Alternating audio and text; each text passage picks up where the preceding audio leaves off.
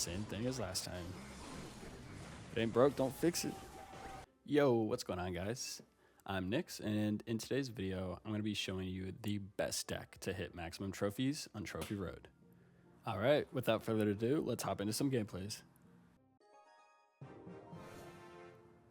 Alright, we got our next match here. Tamerlan. Okay, they do have the Chef, which is going to be an interesting matchup here. I'm going to assume they have some kind of... I think I'm going to guess P.E.K.K.A here. Bet we got a P.E.K.K.A here. Something big's for sure here.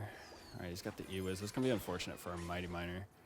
But we're just going to have to focus that opposite lane. Yep, I knew it. It's not a big deal, though. Nothing we can't keep up with. We're getting some nice damage on the right. He is going to go with the Lumberjack, which I don't love to see. He's got the level 16 E-Wiz. I'm just going to take that out with some arrows. And we can clean up this P.E.K.K.A pretty good with the Goblin Gang. So, not a bad defense. I might have spent a little more elixir than him, but our lead on his tower right now is huge. So, I'm comfortable with how this matchup is going.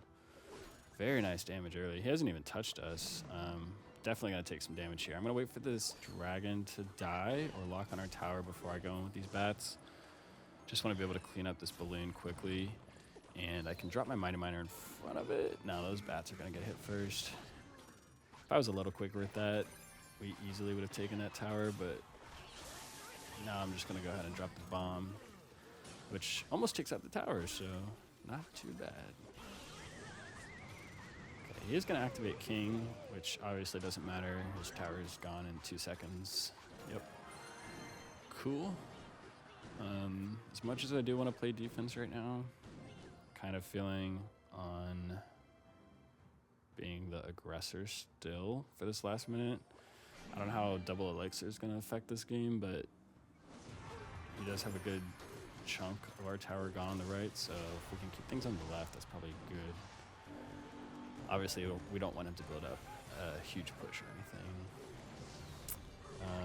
Go ahead and drop the bats directly on the dragon, which takes that out nicely.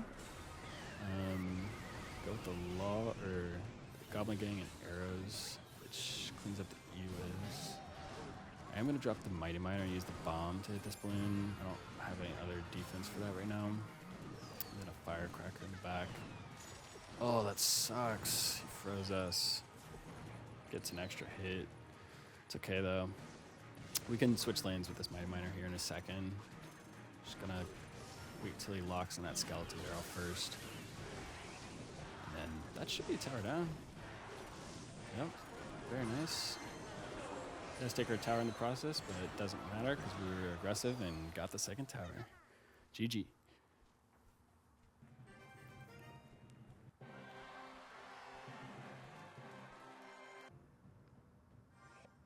Alright, we got another matchup here. Alright. Might go split goblins first play. He does go for goblins as well. We shouldn't take any damage here. We should get a tiny bit. But I don't want to waste any elixirs, so I'm going to just keep following this up. Force something else out of him. He goes with the Ice Wizard. I don't think I can, I can't splash on that with the Firecracker. It's one tile away. He does get his King up early. Not great, but it's alright. This deck's great at overwhelming opponents, so he does go for the Mortar too, which is easily defended by these loyal recruits. Going down the right side right now. We are going to take a good amount of damage here, but as long as this Mortar doesn't splash on our tower, I think that was a win. And we've already got a little bit of lead here, so not a bad start. We will probably have to defend that better next time around, but knowing what he has now, I think we can do that. I'm going to go for my split wall breakers up here. I want to keep pushing opposite lane, but it might not be bad to get some more damage over on the left too, with a lot of our guards going that way for the rest of the game. I'll go with the Mighty Miner in the back. Didn't really have anything I wanted to use. It would have just died to that Tesla.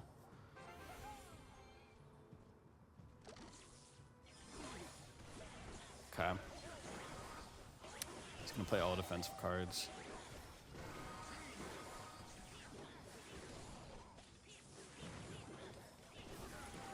He's not gonna support any of this with anything else. Okay, there it is. We're gonna take a good bit of damage, but oh, I didn't think that would hit my Firecracker. All right, hopefully these wall breakers can take this out. They do. He misses the tornado a bit. He doesn't have much of a lead. Instead of playing the recruits in the back, I'm just gonna play them up front this time. Just be a little more aggressive, and I'll split my bats and Goblin Gang as well.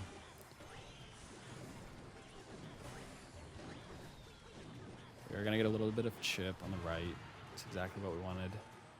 Go ahead and drop the Skeleton Barrel as a defensive play, and my Mighty Miner to just kite that mortar a little bit while I can build up some elixir.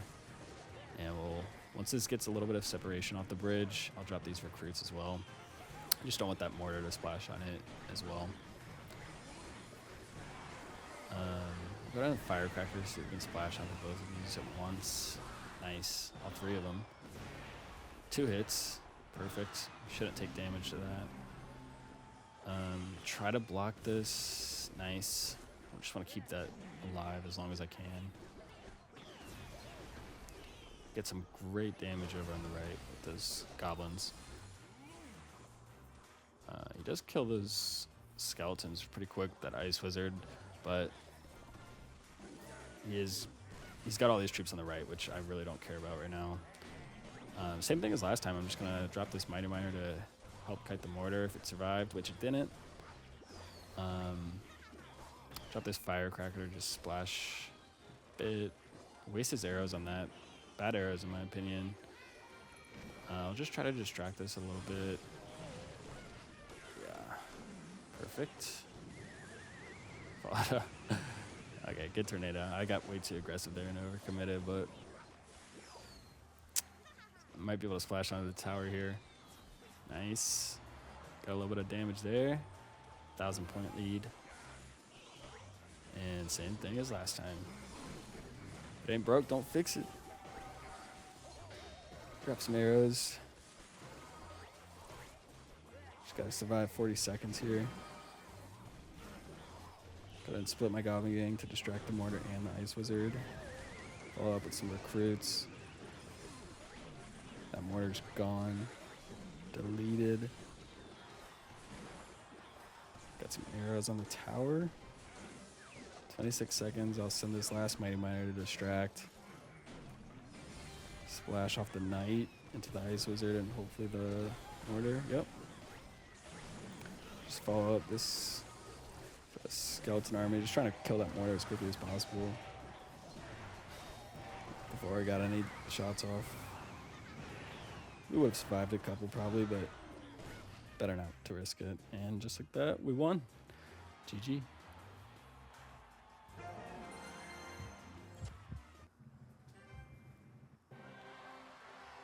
Whether you're facing heavy decks, fast cycle decks, or even tricky defenses, this deck can handle it all. So let's jump into it. So here's the deck.